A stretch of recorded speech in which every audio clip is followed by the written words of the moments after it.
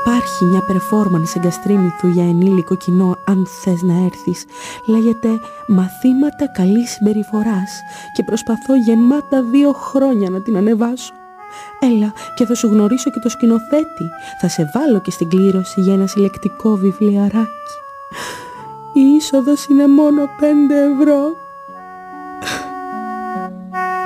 Παίζω 7 μάσκες και 3 κούκλες. Θα σου πω και 1 και 2 τραγούδια, όσα θες. Θα έρθεις? Παίζω για 5 Παρασκευές μέχρι και 3 Απριλίου στις 9 το βράδυ στο θέατρο Μπαρ Μπίπ, Αγίου Μελετίου 25 στην Κυψέλη. Κάντε κράτηση στο 690 9762 522.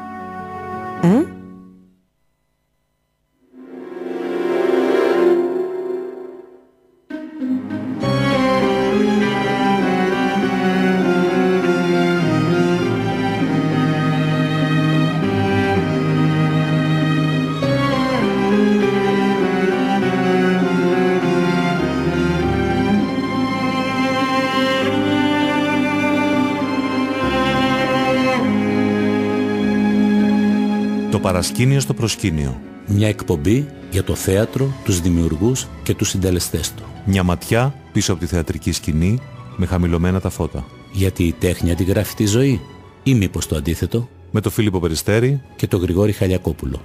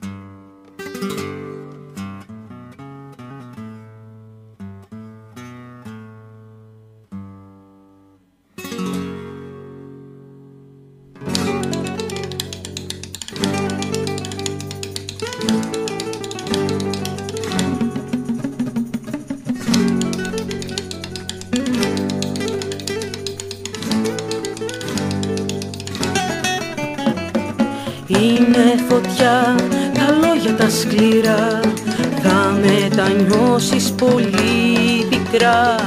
Κρύβω τον πόνο σου χαμογελώ, δεν θέλω συμπόνια εγώ. Αν θέλεις όμως να μπεις στο χορό, θα σε χορέψω χωρίς τελειώμο. Κι αν είσαι εσύ σκηνοθέτης καλός, άλλο τόσο καλή είμαι ηθοποιός.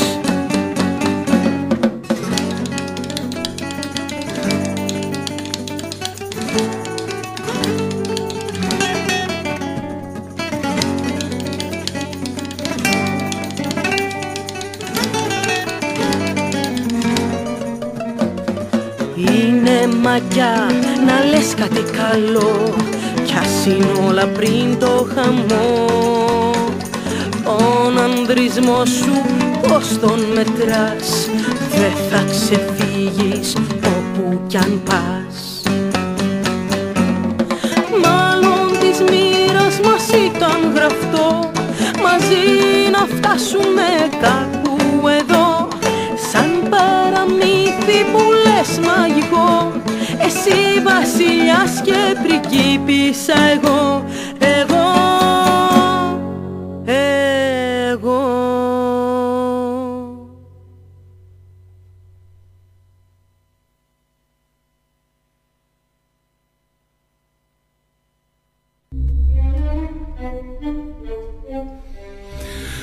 Φίλες και φίλοι του Μεταδεύτερο, είμαστε πάλι εδώ, Τρίτη 2 με 3, μεταδεύτερο.gr, η εκπομπή το παρασκήνιο στο προσκήνιο, Φίλιππος Περιστέρης, Γρηγόρης Χαλιακόπουλος, η εκπομπή για το θέατρο, τους πρωταγωνιστές εντός και πίσω από τη σκηνή. Να θυμίσω τους τρόπους επικοινωνίας με την εκπομπή. Είναι η σελίδα μας στο Facebook, το Παρασκήνιο στο Προσκήνιο. Το βρίσκεται πάρα πολύ εύκολα πληκτρολογώντας το Παρασκήνιο στο Προσκήνιο, και εκεί θα βλέπετε στον τοίχο μας τους πάνω από 3.000 φίλους που παρακολουθούν τις δημοσιεύσεις μας και δημοσιεύουν και οι ίδιοι οτιδήποτε σχετίζεται με το χώρο του θεάτρου, παραστάσεις, οντισιόν, οπτικοακουστικό υλικό. Εκεί επίσης βρίσκεται και υλικό από την εκπομπή μας, και σιγά σιγά θα αρχίσουν να ανεβαίνουν και οι εκπομπές μας.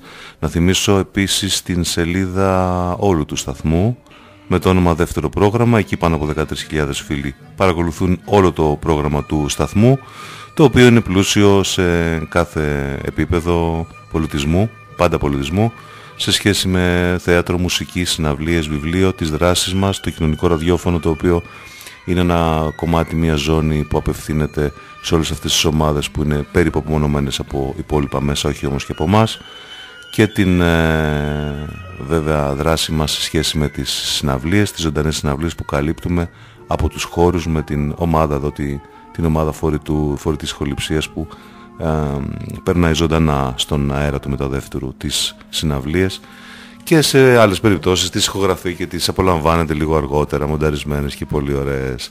Στον ήχο είναι μαζί μας η Ράνια Παπαδοπούλου, όπως σχεδόν κάθε Τρίτη. Είμαι ο Φίλιππος Περιστέρης και απέναντί μου ο Γρηγόρης Χαλιακόπουλος.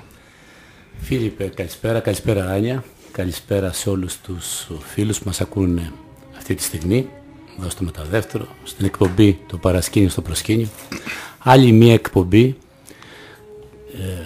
κάθε Τρίτη όπως έχουμε, και σκεφτόμουν τώρα όσο μιλούσε ο Φίλιππος πόσους θειάσους, πόσες θεατρικές παραστάσεις έχουμε φιλοξενήσει όλα αυτά τα χρόνια, αρχής γενομένης βέβαια από το 1902, μετά στην Air Open και εδώ τώρα στο μεταδεύτερο που έχουμε ριζώσει και παρουσιάζουμε τις παραστάσεις των Αθηνών, γιατί αυτές έχουμε τη δυνατότητα.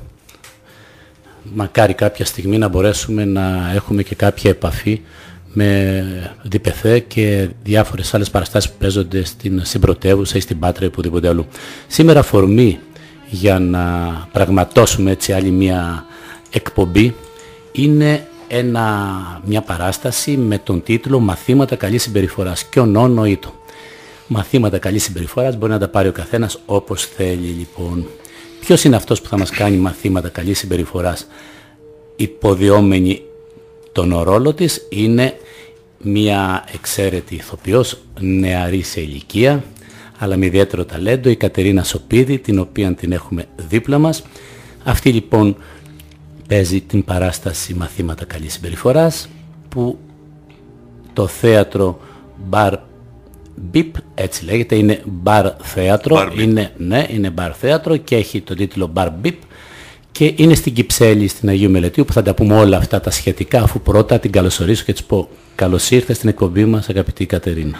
Ευχαριστώ πάρα πολύ, καλώς σας βρήκα. Γεια σου Κατερίνα, καλώς ήρθες. Να είσαι καλά. Λοιπόν, ξεκινάω πριν πεις οτιδήποτε, ένα πολύ σύντομο, έτσι, συνοπτικό αυτό που έχετε, σαν μίνι δελτίο τύπου. Η πολίτρια έργων τέχνης διαλεχτή Κλοπίτσα Φενάκη θέλει να σας πιάσει πελάτες. Δίνει σε τιμή ευκαιρίας 2 ελεογραφίες των αρχών του 16ου αιώνα που σχεδόν ζωντανές λένε την ιστορία της Τζούλια Καμπάνα, της πιο φημισμένης κουρτεζάνας ετέρας, δηλαδή της Ρώμης.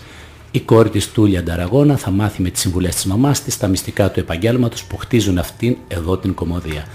Μια κατά το ίμιση πλαστή ιστορία με πρόσωπα που κάποτε έζησαν και έμαθαν την αλήθεια. Ο χρόνος δικό σου, πες μας τι είναι αυτό που κομίζεις θεατρικά. Αυτό που σας έφερα είναι... Και αυτό που υποδίεσαι. Είναι ένα one woman show βασισμένο στην τεχνική εγκαστρίμηθου. Έχω 3 κούκλες και 7 μάσκες, τις οποίες παίζω όσο μπορώ επί σκηνής, όσο καλύτερα μπορώ, τέλος πάντων. Η βασική κούκλα είναι η κόρη μου στο έργο, η Τούλια Νταραγώνα. Έχει υπάρξει πραγματική κουρτεζάνα ετέρα της Ιταλίας. Έχει μείνει στην ιστορία ως μια από τις πιο διάσημες κουρτεζάνες. Κουρτεζάνα είναι αυτό που λέμε εμείς ετέρα, έτσι. Απλά είναι ο όρος που χρησιμοποιούν στην Ιταλία και στη Ρόδο για αυτό το επάγγελμα.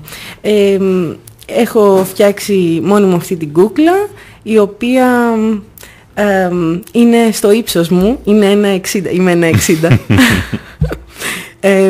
Δεν είμαι και τόσο ψηλή, αλλά τέλος πάντων η κούκλα μου φαίνεται πολύ πιο ψηλή από μένα, αυτό είναι σίγουρο. Καλή είσαι. Ευχαριστώ.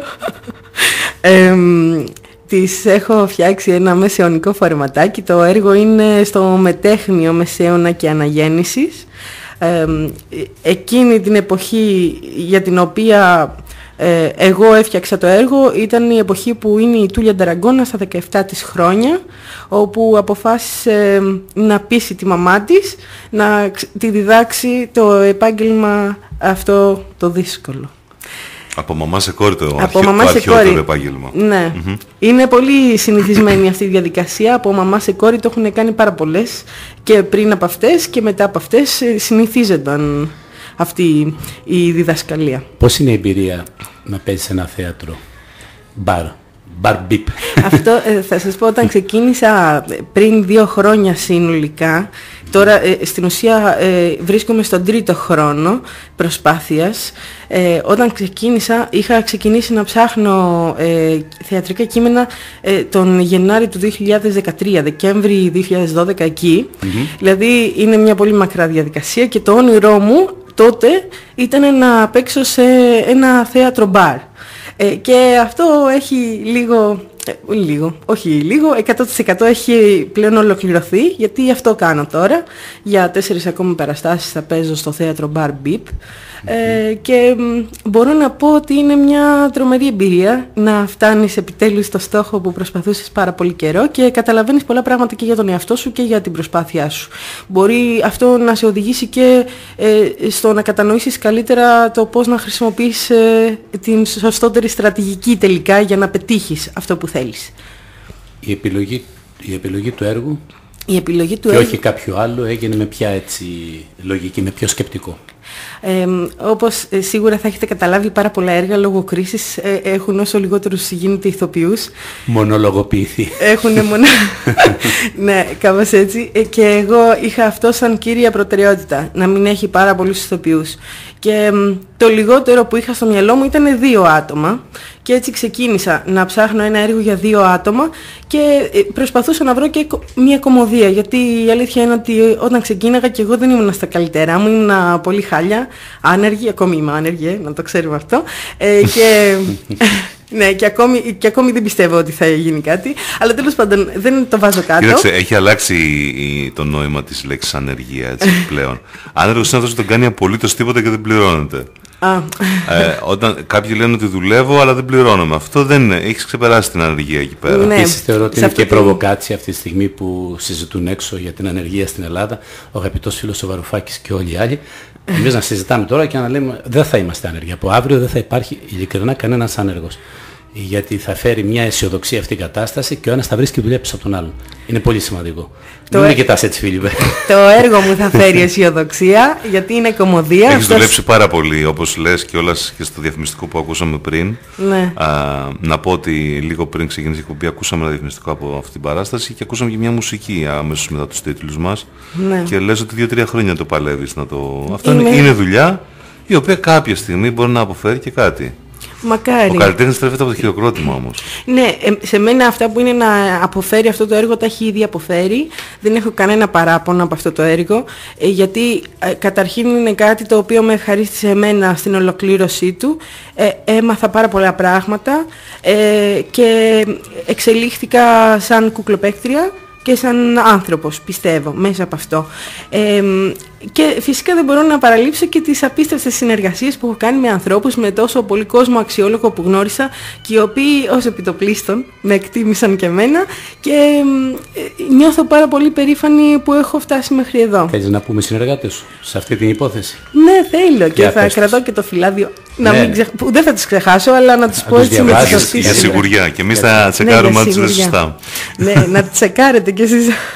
Λοιπόν, το θεατρικό κείμενο, το οποίο το διασκεύασε, έδωσε μια ελεύθερη απόδοση στο έργο του Πιέτρου Αρετίνο. Αυτό το έκανε η Γεωργία Χιόνη, μια συγγραφέας με πάρα πολλές επιτυχίες μέχρι στιγμής. Έχει ασχοληθεί με πάρα πολλά πράγματα, με σενάρια, κινηματογράφο δηλαδή, με θέατρο και μυθιστορήματα, νουβέλες έχει γράψει.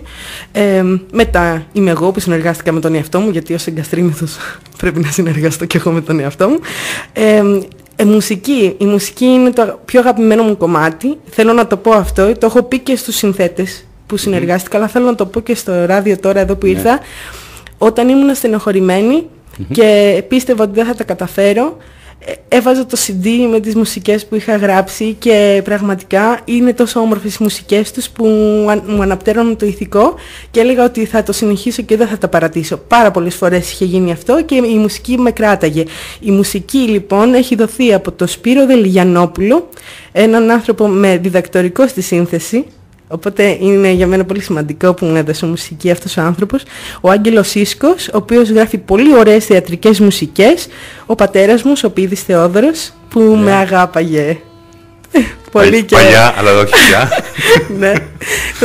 Θα σας πω ένα αστείο πιο μετά για το συγκεκριμένο θέμα. Ο Σταμάτης ο Χουλιαράς, ο οποίος μάλλον τώρα είναι στο εξωτερικό, έχω χάσει τα ίχνη του τελευταία, η active member, πολύ προσγειωμένοι άνθρωποι, γεμάτοι αγάπη και ένιωσα πολύ φιλόξενα κοντά τους. Η μπάντα Γιάπηδια που ασχολούνται κυρίως με παραδοσιακή μουσική, η No Sequence που είναι πολύ rock τύποι και δίνουν μια νότα πολύ μοντέρνα στο έργο, και ο Βαλκρίστο, ο οποίος γράφει και έτσι πιο κινηματογραφική μουσική, πολύ επική θα έλεγα. Τώρα, την ηχογράφηση κάναμε πάνω στα κομμάτια, κάποιες ηχογραφήσεις με φωνή. Ακούσαμε ήδη ένα από αυτά στην αρχή της εκπομπής. Θα ακούσουμε και κάτι ακόμη σε λίγο. Η τραγούδι, η πρόζα. 2 κομμάτια τα έχω ηχογραφήσει με την ευγενική χορηγία του Βασίλη Τερλέγκα, και τα υπόλοιπα είναι με χορηγία της Athens και τα έχουν ηχογραφήσει ο Νικόλας Λουκόπουλος, ο Μάριος Κίμπιτς, δεν ξέρω να το προφέρω σωστά, και ο Θάνος Καραδήμος. Τα παιδιά αυτά τώρα είναι απόφοιτοι. Έχω βοηθήσει να αποφοιτήσουν αυτά τα παιδιά, γιατί ήταν πολύ δύσκολες ηχογραφήσεις. Τα έσκασα αυτά τα παιδιά, γιατί ήθελα πολύ περίεργα πράγματα. Τα ρουχαλάκια στο Μικρούλι Άντρα και γενικότερη βοήθεια ενδυματολογική είχα από τη Μαρία Μακροπούλου. Βοηθός σκηνογραφίας ήταν η μαμά μου, η Δέσποινα Σοπίδη, και ο Χρήστος ο Κανέλος. Βοηθή παραγωγής η Μαρία Ιτσάκου και ο Κωνσταντίνος Νίκου, που όταν ήταν να πάω στο Μεσαιωνικό Φεστιβάλ της Ρόδου τον Ιούνιο, ήθελα να το ακυρώσω γιατί δεν είχα προλάβει να μάθω το κείμενο απ' έξω, και με έβαλε κάτω η Μαρία Ιτσάκου και ο Κωνσταντίνος και μου είπανε μη στεναχωριέσαι, θα σε βοηθήσουμε, και έτσι έμαθα το κείμενο. Αν δεν υπήρχαν αυτά τα παιδιά μπορεί να το είχα αφήσει τότε το έργο. Και φωτογραφία ο Τζόνεκ Τζόνεξον. Από αυτούς που παίξανε στο έργο, γιατί μπορεί να παίζω μόνη μου στο θέατρο, αλλά στις ηχογραφήσεις έχουν συμμετέχει και άλλοι άνθρωποι. Τα αδέλφια, στο εξαδέλφια, όχι. Εντάξει, η αλήθεια είναι ότι μου έχουν ξαναπεί ότι έχω βάλει όλη μου την οικογένεια μέσα. Τι να κάνω, κρίση έχουμε. Τι λες τώρα, αστείευομαι. Είσαι το τοτέμ της οικογενειοκρατίας και της παράγκας στο θέατρο. Είναι μια θεατρική οικογενειακή επιχείρηση, πάει πολύ καλά και πάβει να ισχύει το επιχείρημά σου περί ανεργίας. Δουλεύετε όλοι. Ναι. Λοιπόν, ο μόνος άντρας που έχουμε στην παρέα είναι ο Κωνσταντίνος ο Μπάζος, που θα παίξετε ένα ηχογραφημένο κομμάτι με τον Κωνσταντίνο, που είναι πολύ καλό παιδί γενικώς.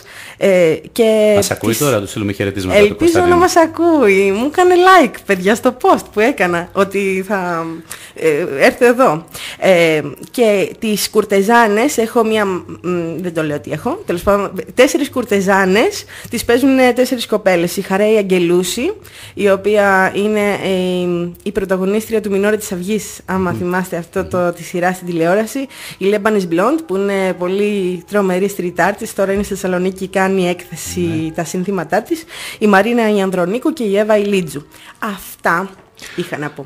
Μπράβο. Πριν περάσουμε στην επόμενη μουσική που θα ακούσουμε, να πούμε για τους φίλους ότι πρόκειται για τις επόμενες, να πούμε τις παραστάσεις. Έχουμε ακόμα, έχεις ξεκινήσει, έχεις κάνει 2, μία στο μπαρ. Ναι, μία στο μπαρ και μία σε ένα άλλο θέατρο που είναι για κούκλες. Ωραία, πόσες έχουμε ακόμα λοιπόν? Άλλες 4. Έχουμε άλλες 4, περίπου θα μας βγάλει μέχρι το Πάσχα όλη αυτή. Μέχρι 3 Απριλίου. Ναι, μέχρι... Πριν κλείσεις, Φίλιππε. Είναι 4 Παρασκευές. Δεν κλείνω για κομμάτι πάμε. Ναι, πριν βάλουμε το κομμάτι. Να πούμε ότι λάβαμε από το θέατρο που είχαμε παρουσιάσει Ακαδημίας Πλάτωνος, από την Σαμαρά την Κερασία, που είχαμε παρουσιάσει εδώ, 2 διπλές για σήμερα στο έργο Αδύναμη Καρδιά. Μάλιστα. Έτσι, για να είμαστε καθαροί μετά και να μιλήσουμε αποκλειστικά με την φίλη μας εδώ πέρα. Οπότε σήμερα έχετε λαμβάνει 2 διπλές προσκλήσεις για την παράσταση μαθήματα καλής συμπεριφοράς της Κατερίνας Σοπίδη, λεπτομέρειες τις οποίες θα ακούσετε και στη συνέχεια, και 2 για τις Κερασίες της Σαμαρά που... Αδύναμη Καρδιά στο θέατρο Ακαδημίας Πλάτωνος. Ωραία. Αυτά όλα θα μπορείτε να τα διεκδικήσετε inbox στη σελίδα μας το παρασκήνιο στο προσκήνιο. Στέλνετε μήνυμα με τον γνωστό τρόπο. Εμείς πρέπει να ακούσουμε ένα ακόμη κομμάτι από την παράσταση και επιστρέφουμε.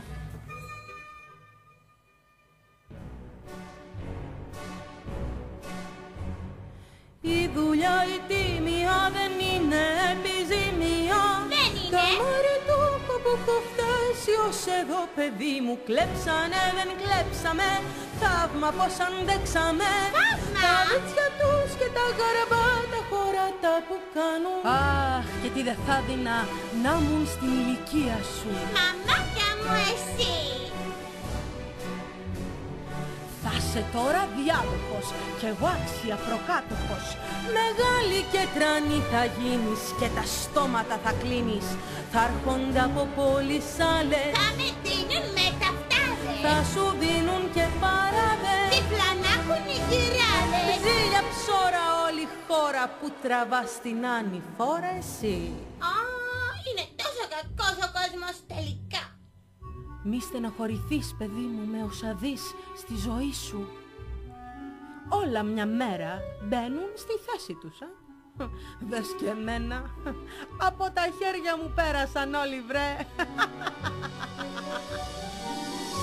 Πολιτικοί, κυβερνήτες, γραμματείς, φιλόσοφοι, ηγούμενοι, κληρικοί, τεχνίτες, μαστόροι, ζωγράφοι, μουζικάντιδες, έμποροι, μεγίστατες, ψωροπερήφανοι, απογοητευμένοι, χωρισμένοι, παρατημένοι, λεπτάδες, τυπούτιδες, φτωχοί, κουβαρτάδες και όλοι οι βοηθοί τους.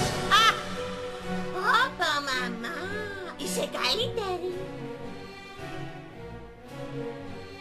Στο τέλος τους όλοι τους ζητάγανε να πάω κοντά τους.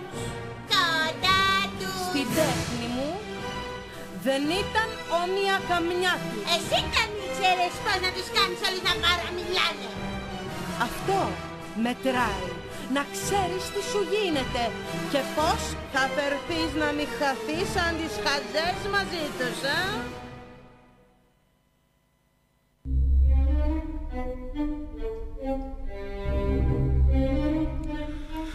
26 λεπτά μετά τις 2 είμαστε πάντα εδώ με την Κατερίνα Σοπίδη και παρουσιάζουμε την παράσταση Μαθήματα Καλής Συμπεριφοράς. Το παρασκήνιο στο προσκήνιο, είναι εδώ για ακόμη μια Τρίτη.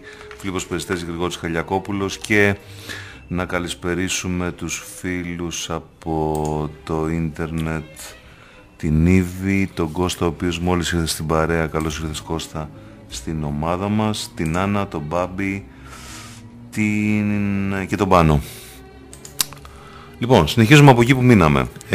Έχεις φτιάξει να πούμε λιγάκι, να βάλουμε τον κόσμο λίγο στο κλίμα αυτής της δουλειάς. Έχεις φτιάξει μια μικρή οικογένεια από κούκλες, πέρα της οικογένειάς σου, η οποία μετέχει στην παράσταση, όπου είναι ο Κλέονας, είναι η Τούλια κτλ.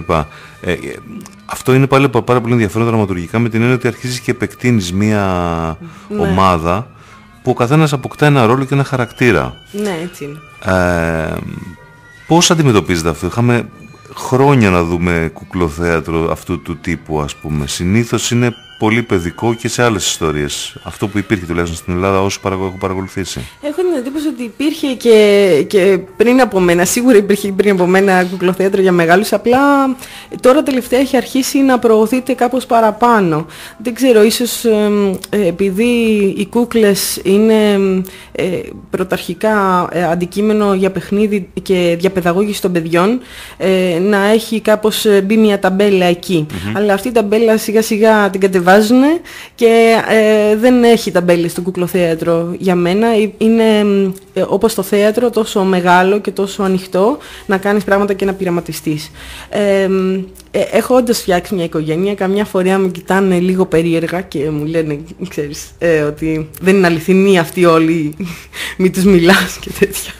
Αλλά εγώ μέσα από αυτό νιώθω ότι ολοκληρώνομαι σαν άνθρωπος και σαν καλλιτέχνης. Πιστεύω ότι πραγματικά αυτό που μπορούν να δώσουν οι κούκλες είναι πολύ πιο σημαντικό για ενήλικες από ότι για παιδιά. Τα παιδιά έχουν έναν τρόπο να εκφράζονται, οι ενήλικες από ένα σημείο και έπειτα κλείνονται στον εαυτό τους και δεν τους ανοίγεις με τίποτα. Εγώ νομίζω ότι οι κούκλες είναι ένα πολύ δυνατό κλειδί για αυτό. Πιστεύεις αυτό που λένε, ότι αν θες να μάθεις τα μυστικά ή την πραγματική του έτσι πίστη για κάποια πράγματα ενός ενήλικα, βάλ του μια μάσκα. Αν θες να τον ρωτήσεις δηλαδή και να σου απαντήσει ειλικρινά, βάλ του μια μάσκα και θα είναι ειλικρινής. Ναι, γιατί το πιστεύω αυτό, γιατί δυστυχώς ή ευτυχώς έχουμε εκπαιδευτεί να φοράμε μάσκες. Έχουμε πάρα πολλούς ρόλους διαφορετικούς στη σύγχρονη κοινωνία και θα πρέπει σε όλους να είμαστε 100% εκεί και 100% επαγγελματίες. Και αυτό το πράγμα δεν μας αφήνει περιθώρια να εκφράσουμε τον πραγματικό μας εαυτό. Οπότε η μάσκα είναι κάτι που σίγουρα όλοι ξέρουν να χρησιμοποιούν, ασυνείδητα ή συνείδητα. Μήπως έτσι συμπερασματικά τότε και η κούκλα αντιπροσωπεύει κάτι, πώς να το πω έτσι, μεταφέρει ή μεταλλάσσει ή τα σχηματίζει αυτό το οποίο έχει μέσα του στο κεφάλι της κούκλας και βλέπει το ειδωλό του εκεί. Κάνει ότι παίζει κάποιος με μια κούκλα, αλλά στην ουσία παίζει με τον εαυτό του και με δικά του έτσι στοιχεία. Το μόνο σίγουρο είναι αυτό, δηλαδή όταν κάποιος δημιουργεί κάτι, δεν μπορεί να δημιουργήσει κάτι που είναι έξω από τον εαυτό του. Μέσα από τον εαυτό του βγαίνει αυτό που δημιουργεί. Αυτό που μπορώ να πω για τις κούκλες είναι ότι ξεπερνούν τις μάσκες, γιατί θα πρέπει να βγάλεις, να μην χρησιμοποιήσεις τον εαυτό σου, αλλά να χρησιμοποιήσεις κάτι άλλο, ανθρωπόμορφο, και να του δώσεις ένα χαρακτήρα ο οποίος να είναι ξεχωριστός από σένα. Αυτό πια δεν είναι μάσκα, είναι και μια παραδοχή δημόσια για το ποιος είναι κάποιος άλλος αυτός από αυτούς που έχουμε. Όλοι έχουν πολλούς εαυτούς και ένας από αυτούς είναι και ο Κλέονος. Η μία από αυτές είναι και η Τούλια. Και δεν θέλει πολύ έτσι θάρρος να το παραδεχτείς δημόσια και να πούνε όλοι «Α, αυτός είναι ο άλλος της εαυτός», ας το πούμε. Πιστεύεις, είσαι νέο κορίτσι, νέα κοπέλα, ανήκεις στη νέα γενιά, πιστεύεις ότι οι άνθρωποι έχουν πολλούς εαυτούς και είναι λίγοι αυτοί που έχουν έναν εαυτό, ας πούμε, αυτοί που πιστεύουν σε κάτι και δεν ακροβολίζονται δεξιά και αριστερά οι άλλοι αυτοί τους, αλλά είναι ένας και μοναδικός. Μάλλον δεν το είπα σωστά. Πολλές εκδοχές του ίδιου εαυτού. Έτσι. Δεν έχουμε πολλούς εαυτούς, έχουμε έναν, αλλά υπάρχουν πολλές εκδοχές. Εγώ το ρωτώ, όταν λέμε πολλούς εαυτούς, δηλαδή αν υπάρχουν πολλά προσωπία. Δηλαδή υπάρχουν άνθρωποι που λένε είμαι εγώ και λέγομαι. Και αυτό που έχω, αυτό που κάνω, αυτό είμαι καθαρός. Προχωρώ μπροστά, δεν κρύβομαι σε γωνίες. Και υπάρχουν άνθρωποι που λες θα μου βάλει τρικλοποδιά, δηλαδή είναι τα πολλά προσωπία που έχει ο καθένας. Υπάρχει άνθρωπος που να μην έχει προσωπείο, μια και ασχολείσαι με τις κούκλες, με τις μάσκες, με όλα αυτά. Τι πιστεύεις? Για μένα αυτό που πιστεύω εγώ είναι ότι ο κάθε άνθρωπος είναι αυτός που είναι και ότι αυτό που λέμε προσωπείο δεν είναι απαραίτητα κάτι το αρνητικό.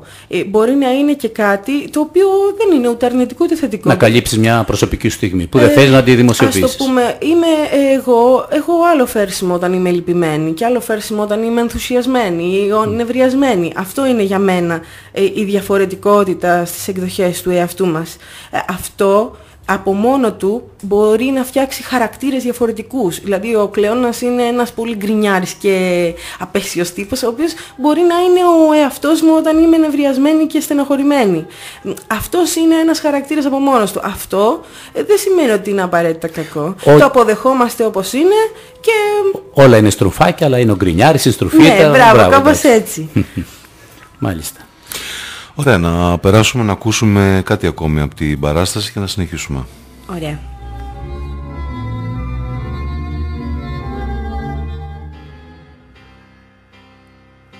Μόλις είχα γυρίσει από την αγορά και μέχρι να βάλω τα ψώνια μέσα, αυτός βρήκε ευκαιρία και τρύπωσε. Φόραγε ένα πανοφόρι και κοίταζε σαν αθώα περιστερά. Είστε πολύ όμορφοι. Ευχαριστώ, και εσείς, σκέτη ζωγραφιά. Στη διάθεσή σας. Εμφανίζεστε πάντα τόσο ξαφνικά. Είμαι βοηθός ζωγράφου. Σε ένα εργαστήριο στον ίδιο δρόμο με αυτόν της πόρτας σας. Με τόσες πόρτες διαθέσιμες, ποια η διαφορά στη δική μου?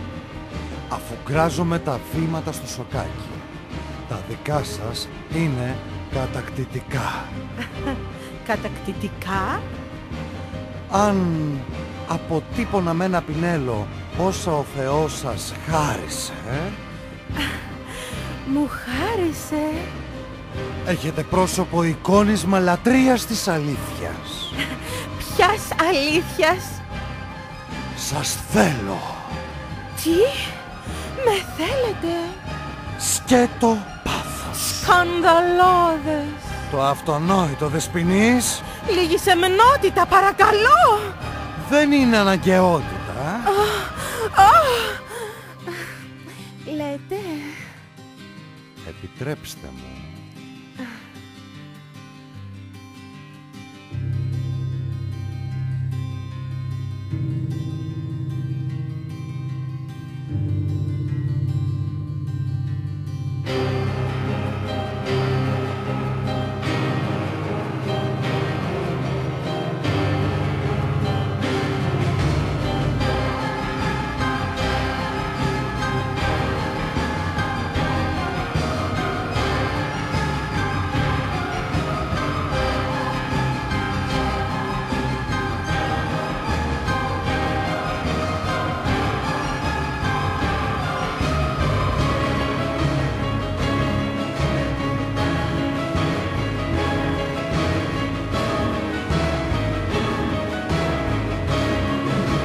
Τα χρόνια περνάνε και κανένα κόλπο δεν τα φέρνει πίσω.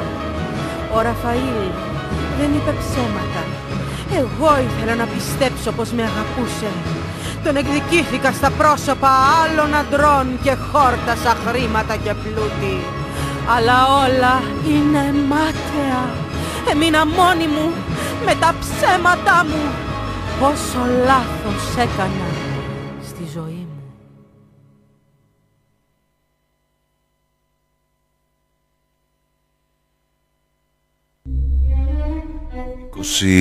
27 λεπτά, 25 λεπτά πριν τις 3, εδώ το παρασκήνιο στο προσκήνιο έγινε μια μικρή αλλαγή. Η Σωτηρία Πετράκη πήρε τη θέση της Ρανής Παπαδοπούλου στα πολύχρωμα κουμπάκια του ήχου.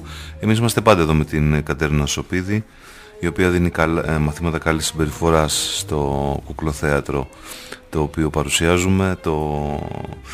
Το κουκλοθέατρο είναι ένα πολύ ιδιαίτερο είδος θεάτρου και λέγαμε στο προηγούμενο μέρος ότι έχει πολλά κομμάτια φυσικά από τον εαυτό του παρουσιάζοντα, αλλά έχει και πάρα πολύ μεγάλο πεδίο ανοιχτό μπροστά του για αυτό που λέμε θέατρο ενηλίκων.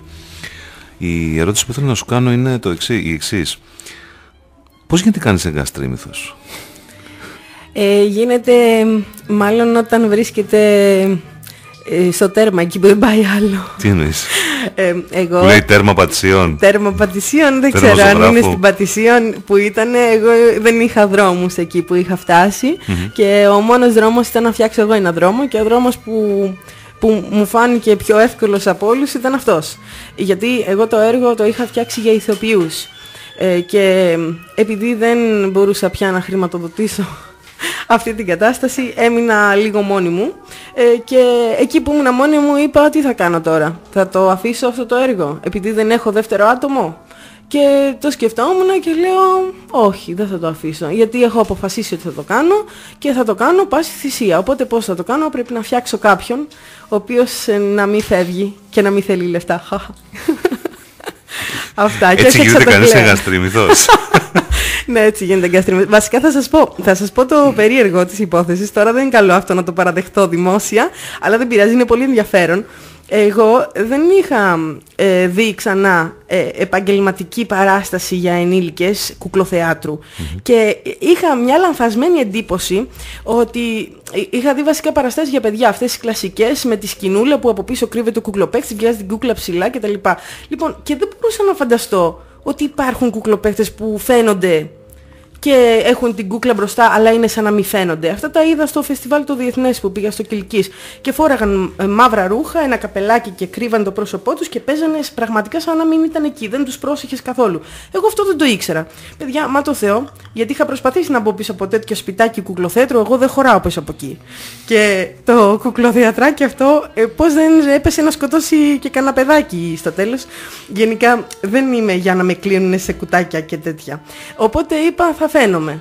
Οπότε είπες δεν θα κάνω περίπτερο. Δεν θα κάνω περίπτερα. Ναι. Είπα θα φαίνομαι. Και αφού θα φαίνομαι, τι να κάνω. Πρέπει με κάποιο τρόπο να αλληλεπιδράσω με την κούκλα. Οπότε η αλληλεπίδραση αυτή θα έπρεπε να περιέχει διάλογο. Για να περιέχει διάλογο θα έπρεπε να γίνει πιο πιστευτό το ότι εγώ μιλάω με την κούκλα και ότι η κούκλα είναι αληθινή, άρα δεν θα πρέπει να φαίνεται ότι μιλάω. Και έτσι άρχισα να προσπαθώ να το κάνω να μην φαίνεται ότι μιλάω. Και σιγά σιγά ανέπτυξα κάποιο είδους τεχνική, δεν την έχω τελειοποιήσει ακόμα, έτσι, για να μην πάρουν με τις πέτρες, το λέω αυτό. Έχει ακόμη πολύ δρόμο μπροστά αυτή η κατάσταση, γιατί η ελληνική γλώσσα είναι πάρα πολύ δύσκολη. Γι' αυτό στην Αγγλία και στην Αμερική υπάρχουν πολύ περισσότεροι εγκαστρίμηθοι, γιατί η γλώσσα τους βοηθάει. Στην Ελλάδα είναι πολύ δύσκολο, αλλά θα τη βρω την άκρη μου σιγά σιγά. Τι μου είχε συμβεί πριν πολλά χρόνια με κάποιον εγκαστρίμηθο, λοιπόν, δεν μπορούσα να το φανταστώ αυτό. Περνάω από την Ομόνια και βρίσκω έναν τύπο, ο οποίος ήταν γονατιστός και πουλούσε διάφορα σκυλάκια. Πουλούσε διάφορα σκυλάκια και είχε μαζευτεί κόσμος και γάβγιζαν κανονικά. Αυτά τα κούρτιζε, χοροπηδούσαν, πολύ μικρά, όσο είναι το μέγεθος μιας παλάμης και λίγο μεγαλύτερα, ας πούμε. Και αυτά να χοροπηδούν και να γαβγίζουν δυνατά και βγάζαν διάφορους ήχους. Μία ήχο μπουλντόκ, μία κανείς, πεκινουά, οτιδήποτε. Γουβ, να κάνουν και έπαιρναν διάφορους κόσμους. Και λέω ας πάρω κι εγώ ένα. Το πήρα και θυμάμαι τότε, ήταν πολλά χρόνια. Είχα και πολλά λεφτά, πήρα ας πούμε ένα τέτοιο σκυλάκι να το πάρω γιατί ήταν πολύ χαριτωμένο. Μπαίνω στο τρόλεϊ, το βάζω να λειτουργήσει, τίποτα, σιωπή, μόνο κουνιότανε χωρίς τίποτα άλλο. Τι γίνεται, σταματάω στην επόμενη στάση και γυρίζω πίσω του, λέω πρέπει να είναι χαλασμένο. Για να το δοκιμάσω, μου λέει. Το κουρδίζει αυτός, ξαναγαβγίζει πάλι. Δεν μπορεί, μου λέει, κάτι καλά δεν έκανες. Λέω αφού μπροστά μου οφθαλμοφανές είναι, πού να φανταστώ.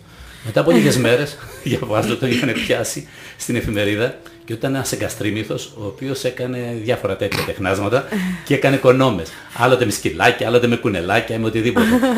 Και μου είχε μείνει πάντα τυπωμένο. Πώς, δηλαδή αυτό το ταλέντο, αυτό το χάρισμα μάλλον, γιατί είναι φυσικό έτσι, να μπορεί κάποιος να είναι εγκαστρίμηθος, να έχει κλειστό το στόμα, να νομίζει ότι δεν μιλάει κανείς και να ψάχνει να βρει από πού έρχεται η φωνή. Είναι τρομερό. Μου είχε μείνει έτσι από τότε, με το σκυλάκι αυτό σαν αφορμή. Εγώ δεν θα προσπαθήσω να πουλήσω σκυλάκια όμως. Όχι, εισιτήρια. Εντάξει, δεν θα κοροϊδέψουμε κανέναν. Ξέρετε, αυτό παλιά, γι' αυτό τους είχαν στο περιθώριο, θα πω, τους φοβόντουσαν λίγο τους εγκαστρίμηθους παλιά, γιατί στην ουσία οι εγκαστρίμηθοι ξεκίνησαν στην αρχαία Ελλάδα, από εκεί ξεκίνησε, και οι εγκαστρίμηθοι ήταν ως επιτοπλίστων οι ιερείς των ναών. Γιατί για να κορεύουν το πλήθος, για να δείχνουν στο πλήθος ότι μιλάει ο Θεός, ναι. Και αυτό έχει πάρα πολύ ενδιαφέρον, γιατί μετά όλο αυτό εξελίχθηκε και στην εποχή του Μεσαίωνα σε άλλες χώρες, ότι οι εγκαστρίμηθοι είναι απατεώνες και ότι είναι πονηροί άνθρωποι οι οποίοι θέλουν με δόλιο τρόπο να κοροϊδέψουν τους ανθρώπους τους υπόλοιπους. Αυτό πλέον δεν υπάρχει. Τώρα εντάξει, αυτός ο κύριος με τα σκυλάκια ήταν λίγο πονηρούλης. Τώρα πήγες κάπου αλλού, ας πούμε, σε κάποια έτσι φυσικά χαρίσματα που έχει κάποιος ή χαρακτηριστικά το πούμε, όπως κάποια γυναίκα εδώ, η Αθανασία του Εγάλου με τη δερματογραφία, που έγραφε ας πούμε πάνω στο στήθος της μπροστά μετανοείται και αυτό παρέμενε για περίπου 20-25 λεπτά και έτσι εκμεταλλευόταν πιστούς. Και οι εγκαστρίμηθοι τότε στην αρχαιότητα αυτό το ρόλο παίζανε, γιατί μπορούσε να έρχεται το πλήθος και να λέει ας πούμε είπε ο Θεός άφησε τον οβολό σου και θα πάνε όλα καλά. Εδώ όμως εσύ, όπως είπες, δεν κάνεις κανένα τέτοιο τέχνασμα. Όχι. Ο Θεός είναι μέσα μας. Είναι μέσα και μας. αρκεί να ακούμε τον εαυτό μας, νομίζω. Δεν χρειάζεται να περιμένουμε να μας πει κανένας άλλος, ούτε να μας τον αποκαλύψει κάποιος άλλος. Δεν χρειάζεται να ψάχνουμε πουθενά έξω, δεξιά και αριστερά, ή στα σύννεφα, τρίτο σύννεφο δεξιά. Να φτιάξουμε καμιά κούκλα, να πάρουμε καμιά μάσκα, να βρούμε όλες τις εκδοχές του εαυτού μας και κάπου εκεί. Αν ο Θεός, μου έδωσε τώρα μια ιδέα να ρωτήσω, μου επιτρέψεις, αγαπητέ Φίλιππε, γιατί κάτι πήγαινε να πεις. Όχι, παρακαλώ. Αν ο Θεός είναι μέσα μας, έξω μας τι είναι? Έξω μας είναι... βασικά δεν είναι ολόκληρος ο Θεός μέσα μας, έτσι, γιατί άμα ήταν ολόκληρος μέσα μας, νομίζω θα είχαμε και άλλες δυνατότητες. Είναι ο μισός, έχει κάνει βουτιά. Όχι ο μισός, είναι ένα κομμάτι. Και έξω στον κόσμο είναι γεμάτο κομμάτια του puzzle που περιμένουν να ενώσουν... Δημιουργήματα του Θεού σε να εμάς, ενωθούν έτσι, με εμάς και με το περιβάλλον. Και νομίζω ότι αν όλοι μαζί είμαστε ενωμένοι, τότε θα εμφανιστεί η πραγματική εικόνα του Θεού. Γιατί είναι ένα κομμάτι puzzle αυτό. Εδώ πρέπει να βάλεις το Imagine κανονικά, Σωτηρία, αλλά τώρα δεν το έχουμε έτοιμο. Εγώ περίμενα να μου πεις μια πιο juicy ιστορία, ας πούμε, για τον εργαστήριο. Δηλαδή... Περίμενα να μου πεις ότι εγώ ξεκίνησα 6 χρονών, ας πούμε, κοροϊδεύα τους γονείς μου, ας πούμε, έλεγα να από εδώ οι φίλοι μου οι οποίοι ακούνε το στόμα της και μιλάγανε διάφορες φωνές. Περίμενα κάτι τέτοιο να ακούσω. Όταν ήμουν μικρή έκανα πάρα πολλές μιμήσεις. Έκανα μιμήσεις των καθηγητών μου όλων και γενικά μιμήσεις και προσώπων γνωστών. Τώρα τα έχω αφήσει αυτά. Τα έκανες αυτά. Έκανα τέτοια.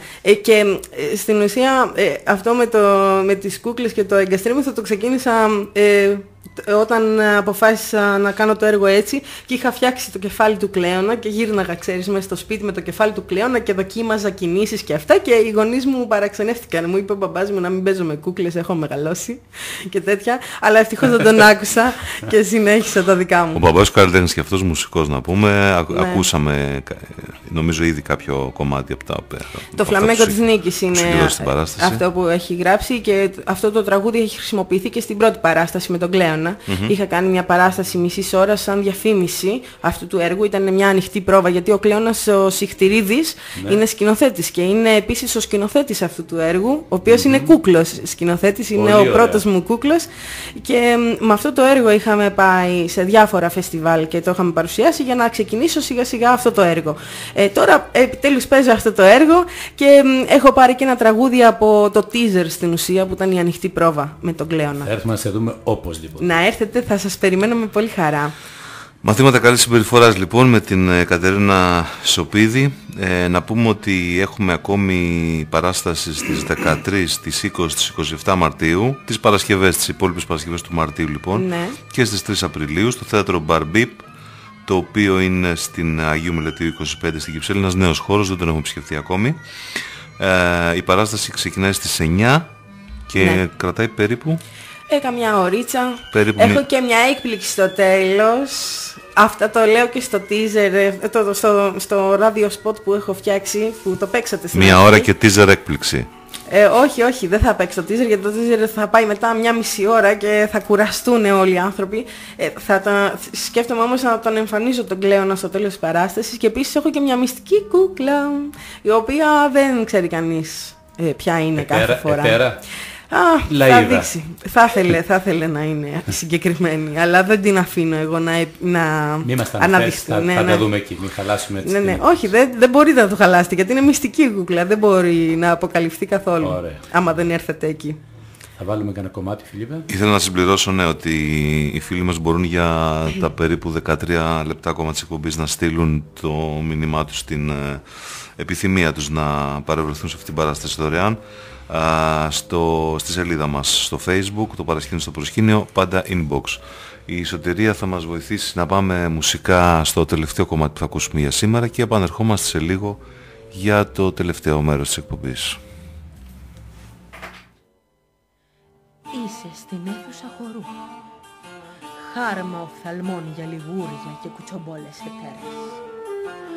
Όλοι θα σε κοιτάνε από πάνω ως κάτω και θα ρωτάνε: ποια είναι, από πού ήρθε, ξέρει κανείς τίποτα για αυτήν την κούκλα? Εγώ θα φροντίσω να σε παρουσιάσω όπως σου αξίζει. Άκου. Από ξενό τόπο κι από αλλεργινό αμάν αμάν. Από ξενό τόπο κι από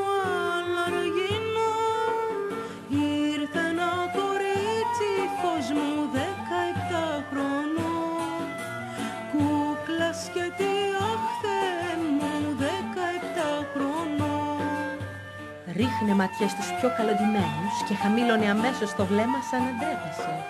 Εδώ είναι το δικό σου το μαντρικόρι μου, μην αφήσεις να σου πάρουν την πελατεία οι άλλες. Ούτε στην πόρτα βγαίνει, ούτε στο στενό αμάν αμάν, ούτε στην πόρτα βγαίνει, ούτε στο στενό. Μον στο παραθύρι φως μου πελάτες για να βρω, μον στην εκκλησιά πηγαίνει στον εσπερινό. Α, για δες, πηγαδάκι κουτσομπόλες, τις κάργες μαζεύτηκαν και λένε τα χειρότερα. Τούλια μου, θα τις αναλάβει η μαμά αυτές. Κάτσε εσύ εδώ ήσυχα ήσυχα και όπως είπαμε. Αριστοκρατικό χρώμα το μπλε. Γιατί το πορφυρώνει της φτώχειας. Καλό είναι το μπλε, απλά σε σένα δεν πάει. Μα ποια είναι αυτή και στάθηκε σαν φιόγκο στη μέση της αίθουσας? Δεν ξέρουμε. Πώς θα ξέραμε? Θα μια ετέρα που ξέμεινε από πελάτες θα είναι. Τώρα τι ήρθε εδώ να κάνει? Θέλει να ψωνίσει από τους δικούς μας η άσχημο μόρα. Πολύ νέα φαίνεται. Από πού να είναι? Ίσως είναι από τη Βενετία. Σιγά μην είναι και ο Κέσσαρας της Ρώμης. Κακά ξεμπερδέματα θα έχουμε με Δάφτινε, να μου το θυμηθείτε. Τον μπελά μας βρήκαμε. Καλησπέρα κορίτσια. Καλησπέρα. Ενοχλείτε. Τι εννοείται κυρία μου? Αυτό που καταλάβατε. Αν έχετε κάτι να μας πείτε, να το ακούσουμε ευθέως. Διαφορετικά, κάντε μας τη χάρη να μας αφήσετε λίγο χώρο περισσότερο στην αίθουσα. Ευθέως, δεν με νοιάζει από πού είσαι και τι δουλειά θες να βρεις εδώ μέσα. Αυτή η αίθουσα είναι χωράφι της κόρης μου. Και καλά θα κάνεις να μην έχεις όνειρα να φας ακριβές λαχανίδες. Το καταλάβαμε ότι ξέρετε από καλλιέργεια λαχανικών, γιατί η κόρη σας στέκεται σαν αγκούρι. Εγώ τόσες γνωριμίες που αν δώσω εντολή θα σε περιποιηθούν ανάλογα. Τέτοια αγκούρια τα ακριβοπληρώνουν για να τους κάνουν ενυδάτωση. Μικρή σταφίδα της κακιάς ώρας. Άιντε, ξεκουμπίδια!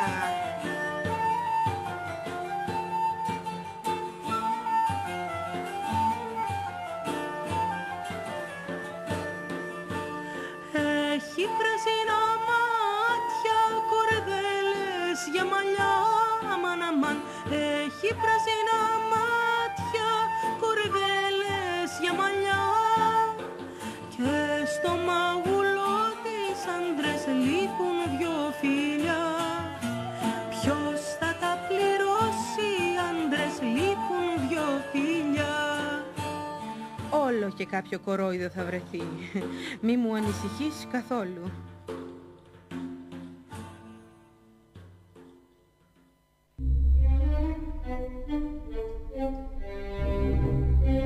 Επανερχόμαστε εδώ στο στούντιο του Μεταδεύτερου. Επανερχόμαστε στο στούντιο του Μεταδεύτερου, στην εκπομπή «Το παρασκήνιο στο προσκήνιο», να συνομιλούμε με την Κατερίνα Σοπίδη. Να μην ξέρουμε ποιος είναι δίπλα μας στον ήχο, μία είναι η Ράνια, μία να είναι η ναι, μία να μιλάς Σωτηρία. εσύ, μία εγώ, χαμός γίνεται. Τη Σιεροδούλου το κυκλίδωμα. Λοιπόν, μαθήματα καλής συμπεριφοράς από την Κατερίνα Σοπίδη, την εκλεκτή εδώ φίλη μας, η οποία παίζει στο θέατρο Μπαρμπίπ της Κυψέλης, στην οδό είπαμε Μελετίου. Αγίου Μελετίου 25. Αγίου Μελετίου 25.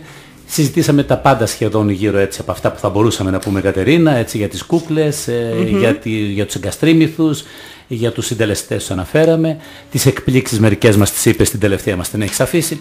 Να μπούμε λίγο έτσι και στα σημερινά δεδομένα. Ναι. Είσαι νέα κοπέλα της νέας γενιάς, βλέπεις τα πράγματα, τις δυσκολίες που υπάρχουν. Ναι. Οι άνθρωποι, οι συνομιλικοί σου, όλοι αυτοί που προσπαθούν να κάνουν κάτι, του χώρου σου πάντα. Μιλάω για του χώρου, έτσι. Δεν θέλω να πεις ένας της νομικής, αν θα είναι δικηγόρος αύριο ή όχι. Μιλάω για τους ανθρώπους, τους καλλιτέχνες. Ωραία. Πώς βλέπεις να αντιμετωπίζουν αυτό το ζήτημα?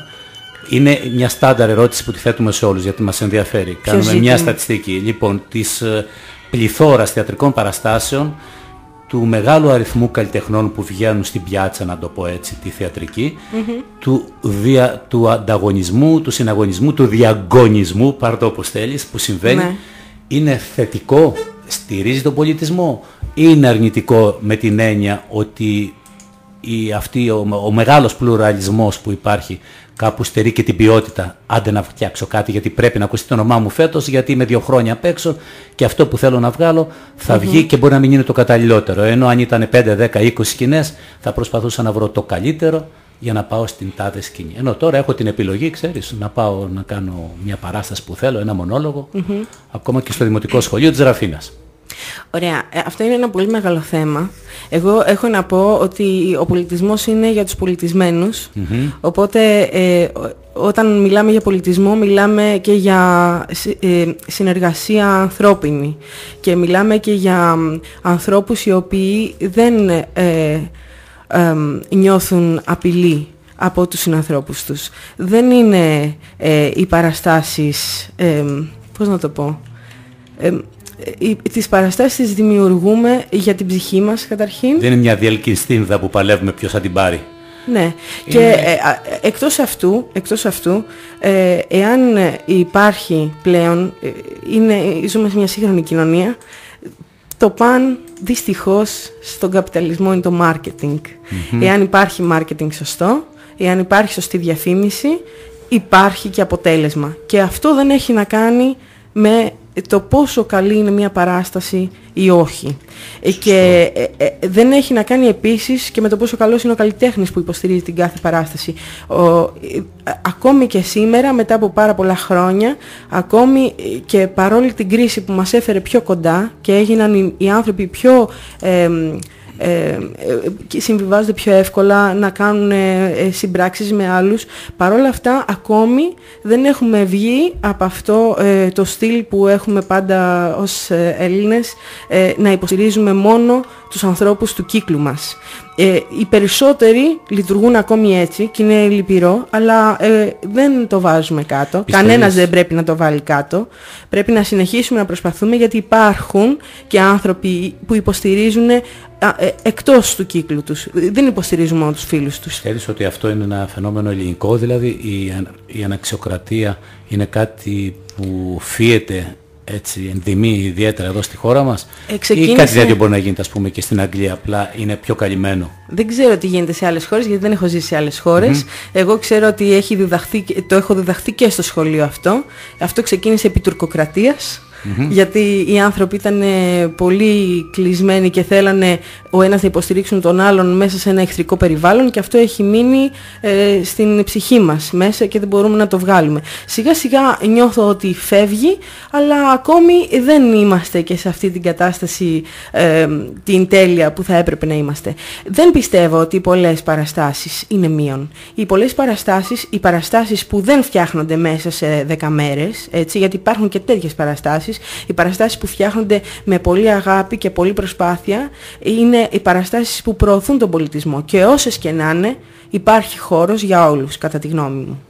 Αυτό. Με στα αποτελέσματα πάντως με τον Φίλιππο θα τα βγάλουμε κατά τον Ιούνιο, τη στατιστική που κάνουμε τώρα γύρω από τα ζητήματα αυτά. Τι πιστεύουν και τι υποστηρίζουν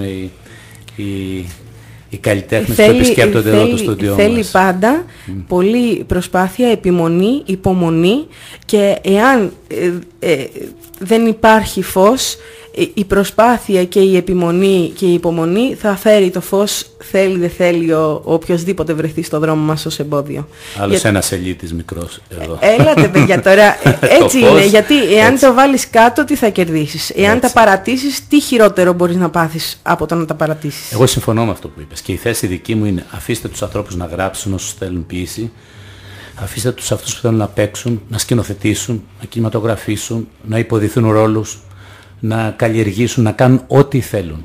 Και εκείνος ο οποίος θέλει να απολαύσει κάτι καλό θα πάει στην πατάτα και θα φύγει, και την επόμενη φορά θα ξαναφύγει μέχρι να βρει το καλό.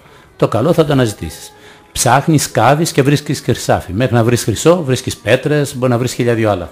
Και επίσης δεν είναι και οι άνθρωποι κάτι το στατικό. Θέλω να πω, μπορεί τώρα να είμαστε σε αυτή την κατάσταση και να μην έχουμε πολλούς γνωστούς και φίλους, αλλά κάποτε θα έχουμε και εμείς πολλούς γνωστούς και φίλους, και μπορεί να θέλουν να μας βοηθήσουν περισσότεροι άνθρωποι. Οπότε δεν είναι λόγος ότι κάποιος ξεκινάει τώρα να πει ότι δεν τα καταφέρνω. Δεν τα καταφέρνει αυτός που δεν προσπάθησε. Είναι αυτή η πρόταση στο απόλυτο που πιστεύω ότι ισχύει, κατά τη γνώμη μου. Έχω δει ιστορίες ανθρώπων που εντάξει δεν τα κατάφεραν σε ένα χρόνο, τα κατάφεραν σε περισσότερα χρόνια. Αλλά παίζει ρόλο τι δύναμη ψυχής έχεις μέσα σου για να το κάνεις και πόσο πολύ σου αρέσει αυτό που κάνεις. Ίσως και να μην τα καταφέρεις ποτέ, αρκεί να προσπαθείς όμως, έχει σημασία αυτό. Ξέρετε, τι σημαίνει να μην τα καταφέρεις? Σημαίνει να βάλεις ένα στόχο και να μην υλοποιηθεί. Ο στόχος, αν Τώρα δεν ξέρω, θα έχετε διαβάσει σίγουρα, είναι πολύ γνωστό το ποίημα του Καβάφη Ιθάκη. Δεν έχει σημασία, γιατί όσο περισσότερες δυσκολίες βρεις μπροστά σου, τόσο περισσότερο πλούσιος γίνεσαι και τόσο πιο εύκολα μετά κατακτάς κάθε επόμενο στόχο. Εντάξει, και τι έγινε άμα δεν καταφέρεις κάτι? Εγώ ξέρετε πόσες φορές είπα δεν θα το κάνω αυτό το έργο. Ότι προσπάθεια μετράει αυτό. Πάρα πολλές φορές είπα δεν θα το κάνω αυτό το έργο, δεν θα αντέξω να το καταφέρω. Πολλές φορές οι μουσικές με γύρισαν πίσω. Πολλές φορές κάποιοι από τους συνεργάτες μου δώσαν κουράγιο. Εάν δεν είχα πολλά πράγματα, μόνοι μου δεν θα τα είχα καταφέρει. Το τελευταίο που θέλω να πω είναι ότι ένας φίλος μου κάποτε, μια και έπιασα τώρα την μπάρλα Φίλιππ, εντάξει, σου έχω πάρει το λόγο. Ένας φίλος μου κάποτε μου είπε το δεν μπορώ και το δεν θέλω, ή τη μη ικανοποίηση στόχου. Πήρε μια μέρα που ξυριζόμασταν, ήμασταν μαζί σε ένα ταξίδι, πήρε μια Colgate, άνοιξε, βγάζει όλη την κρέμα μέσα και μου λέει πάρ' το τώρα και ξαναβάλει τη μέσα, όπως ήταν. Του λέω είναι αδύνατο. Υπάρχουν και κάποια πράγματα που δεν γίνονται. Γι' αυτό θεωρώ λοιπόν στη ζωή ότι πολλά δεν γίνονται. Σημασία έχει να προσπαθείς. Ο στόχος μπορεί να μην ικανοποιηθεί. Αλλά να προσπαθείς. Και εγώ είχα βάλει στόχους στη ζωή μου που δεν έγιναν. Δεν αυτοκτόνησα, προσπάθησα για κάτι άλλο όπως είπες. Δεν ικανοποιούνται τα πάντα στη ζωή, τι να κάνουμε. Υπάρχουν τα όνειρα και τα οράματα. Και οι εφιάλτες, τι να κάνουμε. Εντάξει, άμα το βλέπετε έτσι δεν είναι καλό. Γιατί δεν είναι καλό να πεις ότι απέτυχα σε ένα στόχο και βάζω έναν άλλον? Ναι, εγώ ήθελα να γίνω πιλότος. Έπαθα μοιοπία, δεν μπόρεσα να γίνω πιλότος. Τι να κάνω? Έκανα κάτι άλλο. Δεν είναι πολύ καλό να είμαστε ρεαλιστές. Δεν διαφωνώ. Έτσι. Ωστόσο, εάν έχουμε κάτι στο μυαλό μας, μπορούμε να το κάνουμε και πραγματικά πιστεύω ότι υπάρχει ελπίδα. Ακόμη και αν γίνει αυτό που λέτε, μπορεί να γίνετε πιλότος κάποιου άλλου είδους που δεν το φαντάζεστε αυτή τη στιγμή. Και με αυτό θα πάρει ο Βαρουφάκης τα λόγια σου και είμαι σίγουρος θα καταφέρει να κάνει διαγραφή του χρέους. Ναι. Έχει γίνει ένας πιλότος της γραφής ο Χαλιακόπουλος. Μπορεί να είναι και έτσι. Υπτάμενος συγγραφέας. Ναι. Αυτό είναι. Πολλά δεν γίνονται και πολλά δεν λύνονται. Και όπως λέει δεν λύνονται όλα με τη συζήτηση, όπως παραδείγματος χάρη τα κορδόνια. Λοιπόν, εμείς να ευχαριστήσουμε πολύ καταρχήν τη Ράνια και τη Σωτηρία που ήταν στον ήχο Εναλλάξ σήμερα μαζί μας. Η Κατερίνα Σοπίδη με τις κούκλες της. Είναι το κορίτσι που παίζει ακόμα με τις κούκλες του. Ναι. Και ευχόμαστε να το διατηρήσεις αυτό γιατί είναι πάρα πολύ ωραίο και σε κρατάει παιδί.